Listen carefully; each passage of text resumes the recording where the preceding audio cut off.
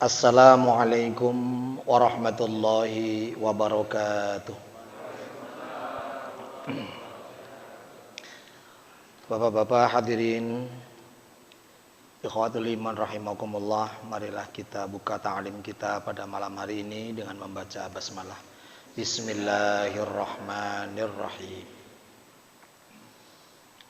Alhamdulillahi ala ni'amihi adh-dhahirati wal batinati qadiman wa haditha. Wassalatu wassalamu ala nabiyhi wa rasulihi Muhammad sallallahu alaihi wasallam alladzina saru fi nusrati dinihi sayran hathitha wa ala atba'ihim alladzina warithu ilmahum al-ulama warathatul anbiya akrim bihim warithaw wa maurusa. Amma ba'd. Qala al-musannifu rahimahullahu ta'ala wa nafa'ana bihi wa bi'ulumihi fid dharain amin. Kita bersyukur kehadirat Allah Subhanahu wa taala, malam hari ini kembali kita hadir setelah sekian pekan kita libur. Pertemuan kita pertama di pekan keempat berapa bulan yang lalu ya. Kita alhamdulillah sudah memasuki kajian Kitab Bulughul Maram, Kitabut Thaharah di Babul Miyah. Yang berkesempatan membawa kitabnya, kami persilakan nanti di pertemuan berikutnya bahwa Kitab Bulughul Maram, boleh terjemahnya, boleh kitab kuningnya, ya Bulughul Maram min Adillatil Ahkam, yang disusun oleh siapa saja terserah. Kalau yang terjemah banyak yang nyusun ya, tapi kalau yang di pokoknya itu penyusunnya satu ya, penyusunnya hanya satu, yaitu Al-Hafidh Ibnu Hajar Al-Asqalani. Cuma yang di Indonesia diterjemahkan ada banyak penyusun para ulama Indonesia yang menerjemahkannya. Kita sudah memasuki Babul Miyah, bab tentang air. Dalam surat Al-Anbiya ayat 30 Allah Subhanahu wa taala menyebutkan, a'udzubillahi minasyaitonir rajim, inna ja'alna minal ma'i likulli syai'in hayyin afala ta'qilun. Allah Subhanahu wa taala menyebutkan, sesungguhnya kami jadikan air minal ma'i likulli syai'in hayyin, segala sesuatu hidup itu minal ma, dari air. Artinya air memiliki tempat yang strategis dalam kehidupan makhluk Allah. Manusia sangat butuh air. Konon 2/3 tubuh kita isinya air. Akan berbahaya kalau kita kekurangan air. Apa katanya, dehidrasi apa-apa. Tumbuh-tumbuhan butuh air, hewan butuh air.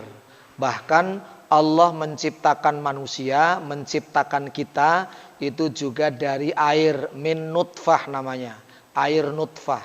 Artinya dari air. Maka termasuk kita bersuci dari hadas kecil maupun bersuci menghilangkan hadas besar juga dengan air. Minal ma, dari air. Maka air sangat penting bagi kehidupan kita Ya, sangat penting bagi kehidupan kita. Kita mau sholat, kita harus wudhu, kita harus mandi janabat, mandinya pakai air, wudhunya pakai air. Kalau tidak ada air, Allah ngasih rukhsah. Allah memberikan keringanan, baru boleh dengan debu atau boleh dengan tanah. Tapi kan itu rukhsah kalau tidak ada air. Kok ada air pakai debu, ya nggak boleh. Tidak ada alasan yang syar'i kok pakai debu, maka tidak boleh. Airnya cuma segelas, hanya untuk minum, boleh. Minum saja, diminum, tapi kalau bersucinya pakai debu. Ya, pakai debu. Nah, itu boleh, namanya rukhsah. Tapi air sangat dibutuhkan. Maka kita harus memahami bagaimana air yang kita gunakan untuk bersuci. Bukan sekedar untuk mencuci, tetapi untuk menyuci. Bersuci dari hadas kecil, yaitu wudhu, maupun bersuci dari hadas besar, yaitu mandi janabat. Kita harus memahami sifat-sifat air itu. Beberapa pertemuan yang lalu kita sudah membahas, Allah menyebut air laut itu suci.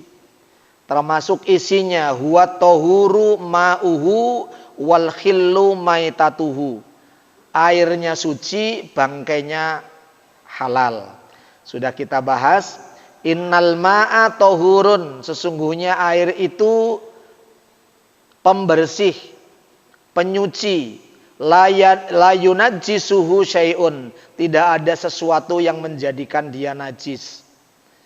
Kecuali yang menjadikan dia tidak bisa kita pakai untuk bersuci adalah ma ghalaba ala rihihi, kalau berubah baunya, au ta'mihi, rasanya juga berubah, au launihi, atau warnanya berubah. Jadi kalau air ini warna naturalnya, warna aslinya tidak ada masalah.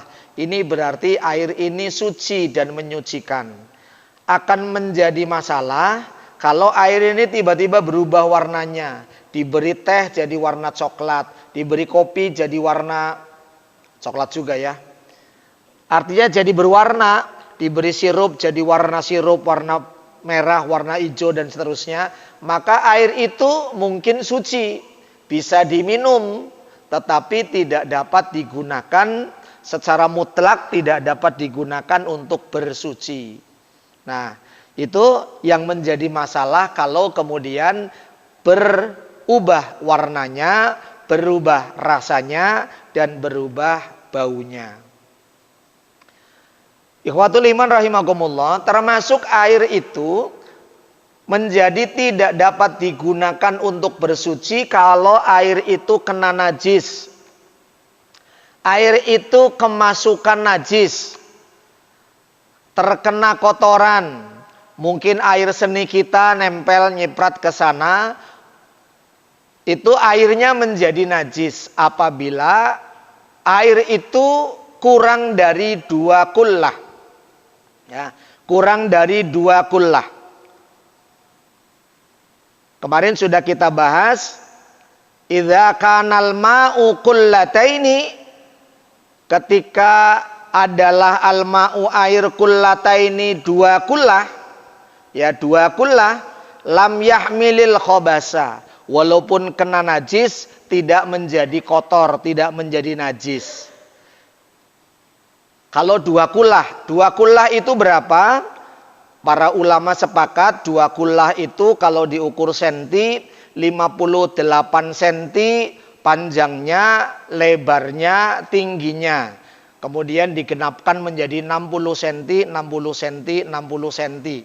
Ya, 60 cm, 60 cm itu ukuran panjang lebar tingginya. Ya, ukuran panjang lebar tingginya. Disebutkan oleh Dr. Mustafa menyebut 2 kullah itu sama dengan 500 ritel. 500 ritel itu kalau di liter menjadi 190 liter. Ya, kurang lebih 190 liter. Itu menurut Dr. Mustafa Tibul Bukha menyebutkan 190 liter kurang lebih, sama dengan 500 ritel. Itu air 2 kolah. Kalau air 2 kulah full itu airnya, maka tidak akan menjadi najis walaupun kena najis. Selama airnya tidak berubah warnanya. Kena najis, kotoran kerbau. Misalnya, airnya di air kali. Di kampung kan ada kali ngalir. Kan airnya banyak gitu, apalagi mengalir lagi. Syarat menjadi suci terpenuhi karena airnya mengalir.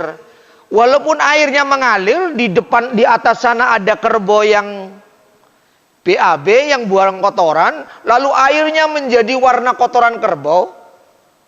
Ya jangan dipakai untuk wudu, untuk bersuci, untuk mandi janabat.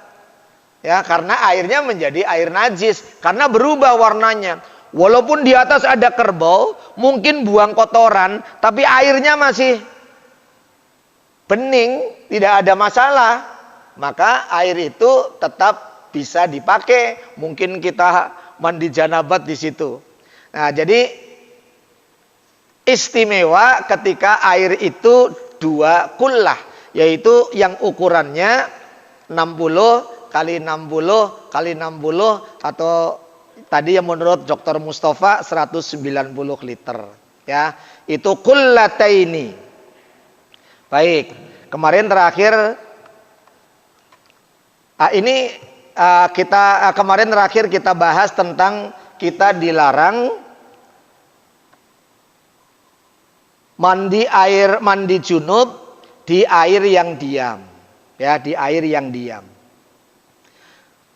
Wa an Abi Hurairah radhiyallahu anhu.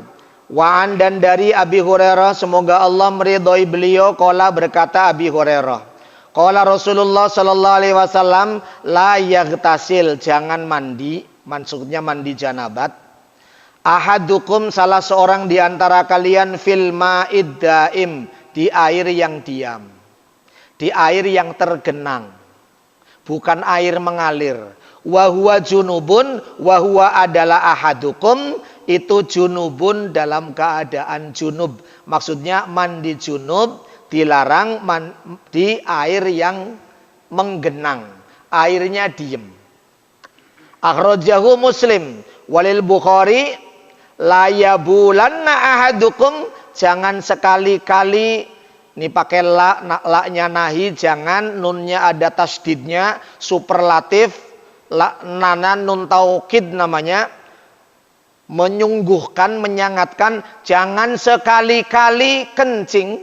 La yabulanna, jangan sekali-kali kencing, ahadukum, salah seorang di antara kalian, fil ma'id daim, di air yang tergenang atau airnya diem. Alladzi la yajri, maksudnya airnya tidak mengalir. Summa yaghtasilu fihi, lebih jelas lagi, airnya diam, kita kencing, kemudian mandi di situ. Maksudnya mandi junub. Atau mungkin airnya tergenang, kita nyemplung, udah di dalam, kitanya pipis. Itu yang jelas disebut dengan la yaghtasil, tidak boleh mandi di air tergenang. Wali muslimin minhu, wali muslimin, dan bagi muslim, minhu, darinya. Wali Abi Dawud wala yaghtasil fihi minal janabah. Lebih dijelaskan, jangan mandi yang dimaksud adalah fihi, di dalam air tergenang, minal janabah, mandi janabat. Bapak-bapak hadirin rahimakumullah, ini yang kemudian salah satunya dijadikan dalil mengapa air tergenang yang kurang dari 2 kullah itu tidak bisa dipakai untuk bersuci. Ketika menggunakan hadis akhrajahu Muslim an Abi Hurairah, bukan akhrajahul Bukhari. Kalau akhrajahu Muslim kalimatnya jangan mandi di air yang tergenang, yaitu mandi junub. Air tergenang apa? Lebih jelas, air tergenangnya kurang dari 2 kullah. Itu yang kemudian menjadi dalil mengapa air di ember kita tidak boleh bersuci dari air yang di ember itu. Itu yang dalilnya ada di sini. Nah, kalau hadis Bukhari dijelaskan yang dimaksud air tergenangnya itu air suci, kenapa jadi tidak boleh mandi? Kenapa jadi tidak boleh wudhu? Yang tidak boleh yang dimaksud adalah kamu kencing di situ, lalu kamu mandi di situ, walaupun nggak berubah warnanya. Itu maksudnya. Maka dalam kajian fikih bicara mengenai air itu semuanya berpendapat bahwa air itu airnya suci. Tapi berkenaan dengan air itu bisa dipakai untuk mandi janabat atau bisa dipakai untuk wudhu, itu ikhtilaf. Yang air sedikit. Yang air sedikit, kemudian kita kalau wudhu tangannya nyemplung. Tangannya ngambil. Nah, ini ada ikhtilaf. Yang kemudian dalam kajian fikih di Fathul Qorib, di Safinatun Najat atau kitab-kitab kecil yang lain, anak-anak santri menyebut namanya termasuk bagian dari air sedikit itu adalah air musta'malun, air musta'mal. Air musta'mal adalah air yang sudah dipakai. Maksudnya air yang sudah dipakai untuk bersuci, untuk menunaikan kewajiban. Kewajiban wudhu sudah kita pakai, itu namanya air musta'mal, ya, namanya air musta'mal. Ini yang termasuk di dalamnya adalah air yang sedikit, yang kurang dari 2 kulah. Nah, kalau sucinya semua sepakat air itu suci. Yang kemudian bisa dipakai atau tidak bisa dipakai untuk bersuci, itulah ikhtilaf dalam berbagai mazhab. Nah, yang disebut dengan air musta'mal, yang kemudian semua sepakat, kan air musta'mal tabiatnya ada 3. Air musta'mal adalah air yang dipakai untuk bersuci, menunaikan kewajiban, lalu sisanya namanya, bukan sisanya, bekasnya, tetesannya namanya musta'mal. Yang semua sepakat tidak boleh adalah air untuk wudhu kita atau air untuk mandi janabat kita, airnya ditampung lagi. Airnya ditampung di ember, sayang lagi kekurangan air, lalu airnya dipakai. Nah, itu semua sepakat nggak boleh. Zaman Rasul, padahal Rasul Shallallahu Alaihi Wasallam zaman itu kan kekurangan air, tidak seperti di Indonesia. Tetapi Rasulullah wudhu, airnya nggak ditampung. Rasulullah mandi, airnya nggak ditampung. Airnya dibiarkan terbuang, ya airnya dibiarkan mengalir, tidak ditampung. Nah, kalau air yang ditampung itu namanya air musta'mal. Air musta'mal semua sepakat, yang seperti itu tadi semua sepakat, tidak airnya suci, semua sepakat. Semua sepakat. Dan yang sepakat lagi adalah yang musta'mal itu tidak bisa dipakai untuk bersuci lagi. Ya, untuk bersuci lagi. Itu yang tadi, yang bekasnya kita tampung. Nah, kemudian yang ikhtilaf adalah air musta'mal tapi netesnya nggak sengaja. Maksudnya kalau kita berwudu lalu airnya netes, ya netes, jadi disebut musta'mal. Kalau misalnya air yang dipakai untuk ke muka, tidak disebut musta'mal. Kalau kita nyiramnya di jidat lalu airnya nempelnya ke muka, itu bukan musta'mal. Tapi kalau disebut musta'mal, airnya kemudian nempelnya ke tangan. Nah, yang di tangan namanya musta'mal. Gitu. Nah, ini yang kemudian ada ikhtilaf. Ikhtilaf apa? Ikhtilaf kalau kita ngambil air, sudah menyiramkan air ke muka, lalu kita ngambil air lagi, airnya netes. Nah, ini ada beda pendapat. Pendapat yang pertama mengatakan air itu terkena air musta'mal, maka nggak bisa dipakai. Pendapat yang kedua, kalau nggak sengaja kayak begitu, nggak sengaja nampung, nggak apa-apa. Yang tidak boleh adalah yang sengaja nampung, ya, yang sengaja nampung, ya. Itu itu jelas disebutkan dalam kitab Kifayatul Akhyar, ya, Kifayatul Akhyar itu disebutkan air yang musta'mal itu seperti itu. Ya, air yang sengaja ditampung itu semua sepakat. Yang kedua, tabiat musta'mal itu adalah netes tetapi enggak, ya mustakmalnya enggak sengaja. Mustakmalnya enggak sengaja. Kemudian tabiat mustakmal yang ketiga dalam kifayatul akhyar itu adalah ketika air itu kita pakai, ya ketika air itu kita pakai, kemudian sisa air karena nggak ada air, sisa air yang ada di muka kemudian kita pakai untuk tangan, ya sisa air karena nggak ada air kita pakai lagi untuk tangan kanan mau tangan kiri. Kalau nggak ada air baru pakai air lagi untuk pengiritan, itu juga disebut dengan mustakmal yang tidak diperkenankan. Nah, dua inilah yang kemudian para ulama ikhtilaf, berbeda pendapat. Selama air itu suci, itulah beda pendapatnya. Karena Rasulullah SAW pernah menyebut tidak boleh mandi junub. Mandi junub kan bersuci di air yang diam yang kurang dari 2 kola. Tetapi yang berpendapat nggak apa-apa selama air itu suci. Kita mandi di situ, air itu yang pendapat yang kedua ini. Ini untuk pengetahuan supaya kita paham. Airnya cuma seember. Kurang dari 2 kulah lah, mungkin seember, mungkin sebak. Kurang dari 2 kulah. Lalu mau wudhu. Wudhunya nggak ada gayung, nggak ada keran. Lalu kita ambil ke dalam. Air itu kurang 2 kulah. Selama airnya suci, tangan yang masuk dalam keadaan suci, maka tidak jadi masalah kalau digunakan untuk bersuci, yaitu untuk mandi maupun untuk junub. Gitu. Itu pendapat yang kedua. Selama air itu tidak kena najis, air yang kurang dari 2 kulah. Tapi kalau air yang berlebih, air keran kita yang berlebih ditampung di toren itu tidak ada masalah. Torennya gede banget, mungkin ada kotoran apa nempel di situ. Tapi begitu nempel kok, begitu keluar beda, ya nunggu bening dulu, ya gitu. Nah itu yang kemudian disebut oleh para ulama ikhtilaf.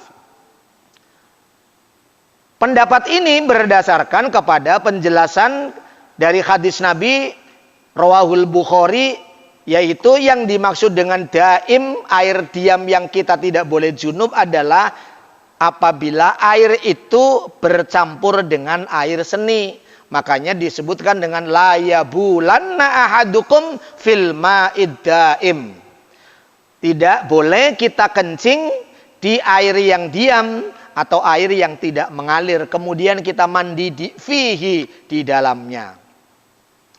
Termasuk adalah hadis Nabi SAW yang ini menjadi dasar para ulama yang menyebut tidak mengapa air kurang 2 kulah lalu kita gunakan, katakan airnya mustakmal, airnya sisa, lalu kita gunakan untuk mandi janabat atau berwudu adalah hadis, mungkin itu hadis yang ke-9, di saya hadis yang ke-6, wa an rajulin sahiban Nabi SAW, wa an rajulin, dan dari seorang laki-laki, disebutkan lam yusamma, tidak disebutkan laki-lakinya siapa namanya. Sahiban Nabi, sahabat Nabi SAW. Qala, berkata sahiban Nabi, naha, telah melarang. Siapa? Rasulullah SAW, antagtasilal mar'ah, untuk melarang apa? Melarang mandi al mar'atu, istri, mandi janabat, bifadlir rojuli, mandi junub, menggunakan air sisa mandi suaminya. Atau ar-rajulu, suaminya mandi janabat, bifadlil mar'ati, pakai air sisa mandi janabat istrinya. Istrinya mandi di bak mandi, lalu istrinya selesai, kita masuk mandi pakai air sisa istri kita. Nah, ini disebut oleh sahabat Nabi, Rasul pernah bersabda naha. Ini yang kemudian disebutnya dengan makruh. Waliyaghtarifa jami'an. Tidak boleh mandi pakai air sisa. Yang dianjurkan adalah mandinya bareng-bareng. Suami istri masuk mandi saling menciduk sebagaimana Rasulullah dengan Maimunah istrinya ketika mandi janabat, mandinya bareng. Ya, Rasulullah dengan istrinya mandinya bareng. Ya. Mesra kan Pak ya? Ya, mesra.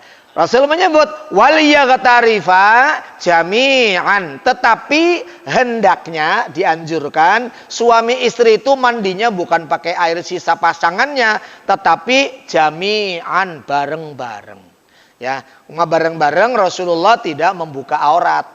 Ya, Rasulullah tetap di dalam kainnya, ya, tetap di dalam kainnya. Kalau kita bareng-bareng di luar kainnya dicantelin. Ya. Lah kan aurat untuk istrinya. Kalau untuk istrinya bukan aurat. Ya, suami ke istrinya bukan aurat. Tapi Rasulullah selama hidupnya tidak pernah membuka atau terlihat auratnya oleh orang lain termasuk oleh istrinya. Ya, makanya Rasulullah ketika wafat, beliau dikafaninya dengan baju gamisnya, dan ketika memandikan tidak pernah dilepas, tetap di atas gamisnya, karena Rasulullah tidak pernah membuka aurat, jangan sampai wafatnya kemudian dibuka auratnya. Ya, itu. Nah, kalau kita buka-bukaan, ya, buka-bukaan. Ya, suami istri nggak apa-apa, kan suami istri sebelum mandi juga buka-bukaan aurat. Ya, tidak mengapa. Suami istri walaupun mahram ya. Walaupun bukan mahram. Mahram ya. Bukan mahram kalau istri. Kalau istri bukan mahram artinya kita halal nikah, kan kita nikah kan? Nah, kalau kita dengan mahram, dengan anak buka-bukaan boleh? Nggak boleh. Kecuali mungkin anaknya bayi belum ngerti. Loh, anaknya udah gadis. Bapaknya habis mandi pakai anduk main pelorot aja di depan anaknya, ya tetap nggak boleh walaupun mahram. Ya, walaupun mahram tapi anaknya udah gadis. Atau ibunya walaupun anaknya laki-laki itu mahram tapi udah remaja, udah SMA, bahkan udah kuliah. Main pelorot aja di situ, ya nggak boleh. Ya, nggak boleh. Nah, main pelorot boleh di depan suaminya. Atau suaminya main pelorot aja di depan istrinya. Gitu ya. Nah, ini mandi pakai air sisa dianjurkan oleh Rasulullah. Waliyaghtarifa jami'an. Abu Dawud akhrajahu Abu Dawud wan Nasa'i wa isnaduhu sahih. Wa an Ibni Abbas, dan dari Ibni Abbas radhiyallahu an, anna Nabi sallallahu alaihi wasallam. Nah, ini dalilnya yang mengapa tadi boleh. Karena anna Nabi sallallahu alaihi wasallam, karena adalah Nabi yaghtasilu mandi bifadli Maimunah, dengan sisa air mandi janabatnya Maimunah. Maimunah itu istri beliau. Artinya Nabi mandi janabat pakai sisa air yang dipakai oleh istrinya. Itu yang tadi disebut. Oh, ini dalil yang menunjukkan bahwa air 2 kullah pun kalau kitanya dalam keadaan suci nggak apa-apa. Ya nggak apa-apa, kecuali kemudian kalau kitanya najis gitu. Nah, kita pengen aman, airnya banyak, ya pakailah ada keran, ada shower. Ya, tapi yang tidak ada keran, nggak ada shower, adanya air di ember, mana pam mati lagi. Udah pam mati dari pagi nggak hidup-hidup, airnya mung-mungan begitu. Udah seadanya air segitu. Sementara belum mandi, udah azan di masjid subuh. Gimana? Mau guling-guling tayamum. Ya, airnya ada di situ cuma sebak-baknya. Ya, mandinya Rasulullah mandi janabat itu hanya airnya segayung. Kalau Rasulullah wudhu pakai air yang cuma segelas. Lah, segayung itu apa? Ya dimaksimalkan dengan sedemikian rupa, diteteskan lalu diratakan dengan tangannya sendiri. Karena kalau dalam Safina disebutkan bitobaihi, airnya mengalir dengan wataknya air, airnya mengalir sendiri, lalu airnya dialirkan seret gitu. Tapi udah diratakan gitu. Jadi ngirit banget karena ya kondisinya seperti itu gitu ya, kondisinya seperti itu. Jadi ini Nabi sallallahu alaihi wasallam karena yaghtasilu bifadli Maimunah. Akhrajahu Muslim. Wali ashabi sunan, dan bagi pengarang kitab sunan, ya Sunan Tirmidzi dan seterusnya, ightasala ba'du azwajin Nabi, ightasala mandi ba'du azwajin Nabi, yaitu bagian atau seseorang dari istri-istri Nabi, fi jafnatin, dalam satu tempat air. Faja'a, lalu datang Nabi, liyaghtasila minha, untuk mandi minha, darinya. Faqalat, kata istrinya kepada Nabi, ini sesungguhnya saya Nabi, kuntu adalah saya junuban, mandi junub. Nabi, saya lagi mandi junub. Istrinya lagi mandi junub, suaminya masuk, ikut nimbrung mandi gitu. Kata istrinya, ya Rasulullah, saya lagi mandi junub gitu. Apa kata Rasulullah? Faqala, Nabi bersabda, innal ma'a la yajnub. Air itu enggak menjunubkan. Artinya air itu suci, bisa kita gunakan untuk berdua. Itu yang disebut dengan wal yaghtarifa jami'an, ya. Wasokhahu at-Tirmidzi wa Ibnu Khuzaimah. Untuk melanggengkan harmonisnya rumah tangga, ya seperti itu. Bukan hanya berduanya tadi malamnya saja, mandinya masih berdua. Wa Nabi Hurairah radhiyallahu an. Ya udah selesai ya masalah mandi janabat, menggunakan air. Kalau airnya longgar, gunakan air yang semua sependapat, tidak ada ikhtilaf. Tapi kalau memang udah terdesak banget, seandainya ikhtilaf, ya yang kita hargai pendapat-pendapat itu karena masing-masing memiliki alasan dengan alasan hadis-hadis yang sahih. Wa Nabi Hurairah radhiyallahu an, nah ini bahasannya lain, tapi masih berkenaan dengan air. Qala Rasulullah sallallahu alaihi wasallam, kata Abi Hurairah, Rasulullah bersabda, tuhuru ina'i ahadikum, bersihnya atau sucinya ina'in, bejana, ahadikum, salah seorang di antara kalian, idza walagha fihi, ketika dijilati, fihi, di dalam bejana, oleh al-kalbu, anjing, yaitu ayyaghsilahu, cucilah dia bejana ina sab'a marratin, dengan 7 kali, aulahunna biturab, yang pertamanya dengan tanah. Akhrajahu Muslim, hadis ini sahih, rawahu Muslim. Wa fi lafdzin lahu falyurikhu, lalu buang dia. Maksudnya sisa-sisa air itu airnya dibuang. Wali Tirmidzi, dan bagi Tirmidzi, ukhrahunna, yang pakai air campur tanah tadi bukan ulahunna, tetapi ukhrahunna, terakhirnya. Au ulahunna, atau boleh juga pertamanya. Tirmidzi mengatakan boleh pertamanya, boleh terakhirnya. Jadi kalau bejana kita kena jilatan anjing, maka jangan main pakai saja. Maka para ulama menyebut bukan hanya bejana. Bejana itu ember, bejana itu bak mandi, bejana itu ya tempat air. Tapi kemudian para ulama menisbatkan bejana ya celana kita, tubuh kita, kalau kena jilatan anjing. Permasalahannya kemudian kalimatnya adalah walagho. Walagho itu meletnya anjing. Maka ada yang berpendapat kalau bukan peletannya, misalnya badannya gitu.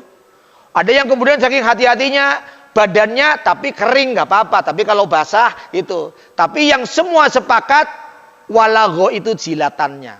Maka membersihkannya bukan disiram begitu saja, harus pakai ilmu. Yang pertama, air dicampur pakai debu. Katakan saja air di gayung, kita campur pakai debu yang suci, airnya air keruh. Ya air keruh, nah air itu kita siramkan di tempat bekas jilatannya itu. Kemudian sekali kita siram pakai air campur tanah tadi, 6 kalinya pakai air bersih. 1, 2, 3, 3. Lebih dari 6 ya nggak apa-apa. Kurang dari 6, nah ini masalah karena nggak sesuai. Atau air putih semua, nggak pakai tanah tapi pakai sabun. Lah kan lebih hebat sabun daripada tanah. Pinteran mana Rasulullah sama kita? Rasul tahu tanah itu untuk menghilangkan kuman-kuman, bakteri-bakteri yang ada di bekas lidahnya anjing. Lidahnya anjing itu penuh dengan bakteri-bakteri. Nah, cara membersihkannya Rasulullah tahu pakai tanah. Makanya dulu kita di kampung kalau kena pisau, ingat? Kena pisau berdarah, gimana nyembuhinya? Pakai tanah diludahin, tep gitu. Kemudian darahnya diem, oh ternyata tanah. Cuma tanahnya bukan tanah kayak kita, tanahnya tanah itu di jalan raya itu. Ya tanahnya kalau di kampung kan tanahnya tanah bersih, tanah suci. Plek. Ya itu tanah yang menghilangkan atau membersihkan, mematikan kuman-kuman yang ada. Maka jangan diganti pakai sabun. Sabun itu kimia, itu buatan manusia. Ya, kalau kemudian pakai sabun gimana? Itu tidak ada ininya, tidak pakai sunnahnya. Sunnahnya harus pakai debu. Setelah pakai debu, pakai air lagi, kemudian mau pakai sabun, monggo silakan. Ya mau pakai sabun, aduh kurang sempurna pakai sabun ya, silakan aja gitu. Tapi jangan ditinggalkan syariatnya, ya syariatnya jangan ditinggalkan. Jangan diganti dengan syariat baru. Ntar di akhirat kita ditanya, tallahi amma kuntum tamtarun. Demi Allah pasti kamu akan ditanya tentang apa yang kamu ada-adakan. Nanti di akhirat, mengapa kamu nyiram bekas jilatan anjing itu pakai sabun bukan pakai tanah? Nanti akan ditanya. Padahal Rasul ngajarinya pakai debu atau pakai tanah. Boleh di awalnya, boleh di akhirnya. Tapi kalau kita mainnya logikanya orang awam, ya pakai tanah dulu, baru pakai air bersih. Tapi kalau mau akhirnya, lupa itu, udah 6 kali lah belum pakai tanah. Udah 9 kali bahkan, nggak pakai tanah. Pakai tanahnya terakhir. Nah, bagaimana kalau yang jilatin bukan anjing tapi kucing? Wa an Abi Qatadah radhiyallahu an anna Rasulullah sallallahu alaihi wasallam qala fil hirrah. Kalau kucing enggak ada masalah. Karena apa? Innaha laisat binajasin. Innaha hanyalah kucing itu laisat binajasin, enggak najis. Jadi walaupun kucing kusalu-selu-selu-selu-salesel gitu, masuk ke dalam sarung kita kadang itu binaja, enggak najis, laisat binajasin. Innama hiya minat tawafina alaikum. Dia adalah kucing itu binatang yang at-tawafin, yang suka keliling-keliling tawafin, yang makhluk yang mengelilingi alaikum atas kalian. Jadi dengan kucing tidak ada masalah. Anjing, yang tidak boleh adalah anjing. Yang ini jilatannya. Yang kemudian menjadi ikhtilaf adalah mengenai selain jilatan. Itu ikhtilaf, itu ikhtilaf. Maka ada yang mengatakan, loh itu di Mekah ada anjing gitu, anjing masuk masjid gitu misalnya kayak begitu. Itu di madhab mereka nggak ada masalah karena yang jadi masalah itu jilatannya. Kalau jilatannya semua sepakat. Ya, kalau di kita hati-hati karena nanti nyenggol, nanti macam-macam gitu. Karena semua juga orang-orang yang pada punya anjing tahu orang Islam bukan gak suka dengan anjingnya, tetapi takut najisnya. Ya takut najisnya jadi repot. Karena orang menyebut, ahli fikih menyebut dengan najis muholado. Jadi kucing gak masalah. Wa an Anasin ibni Malik radhiyallahu anhu qala ja'a Arabiyun. Ja'a telah datang A'rabiyun, orang kampung, orang Arab gunung A'rabi. Fabala lalu kencing. Masuk, main kencing aja, tar. Fi ta'ifatil masjid, di pojok masjid. Masuk ke masjid, ke pojok, kencing.